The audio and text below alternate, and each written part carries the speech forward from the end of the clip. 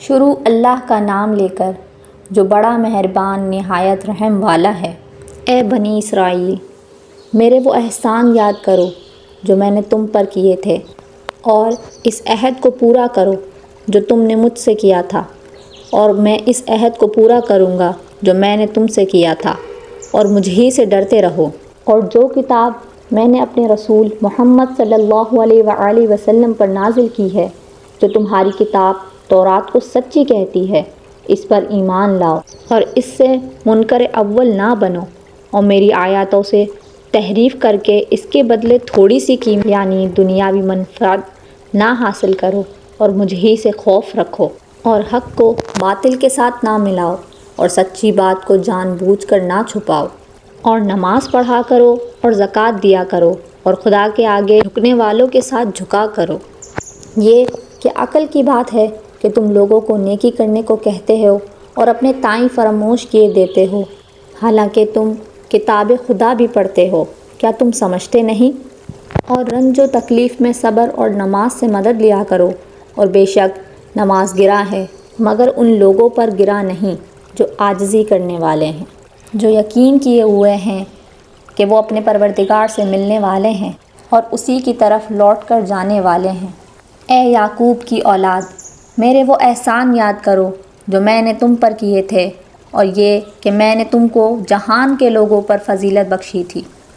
اور اس دن سے ڈرو جب کوئی کسی کے کچھ بھی کام نہ آئے، اور نہ کسی کی سفارش منظور کی جائے، اور نہ کسی سے کسی طرح کا بدلہ قبول کیا جائے، اور نہ لوگ کسی اور طرح مدد حاصل کر سکیں۔ اور ہمارے ان احسانات کو یاد کرو جب ہم نے تم کو قوم فرعون سے مخلصی بخشی۔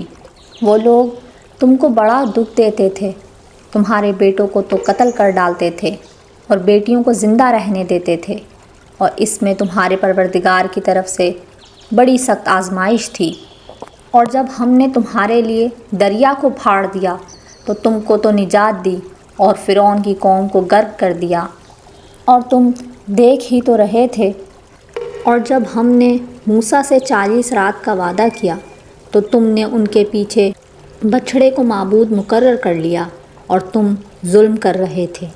اور جب ہم نے موسیٰ کو کتاب اور معجزے عنایت کیے تاکہ تم ہدایت حاصل کرو،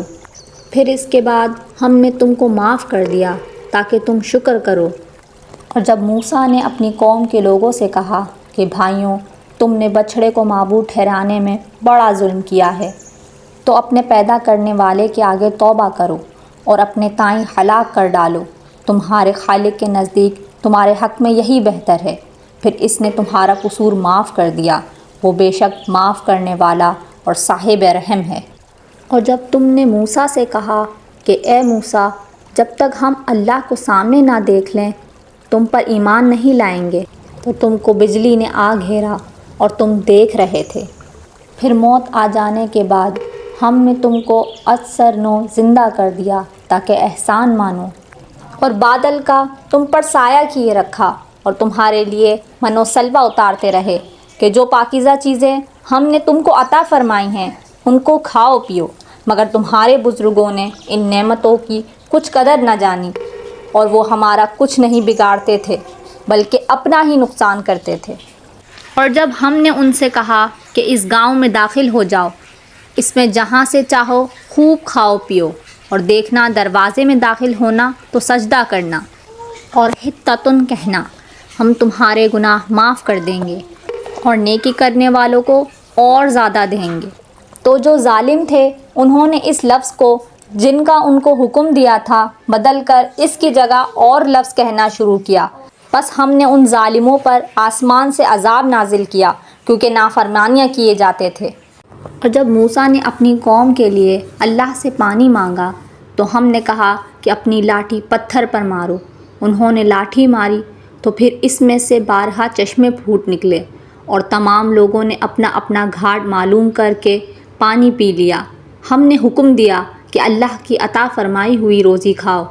اور پیو، مگر زمین میں فساد نہ کرتے پھرنا۔ اور جب تم نے کہا کہ موسیٰ،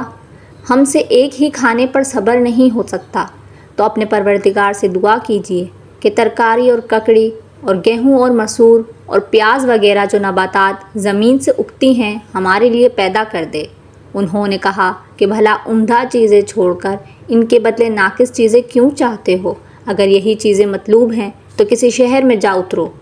وہاں جو مانگتے ہو مل جائے گا۔ اور آخرکار ذلت اور رسوائی اور محتاجی اور بے نوائی ان سے چمٹا دی گئی اور وہ اللہ کے غضب میں گرفتار ہو گئے۔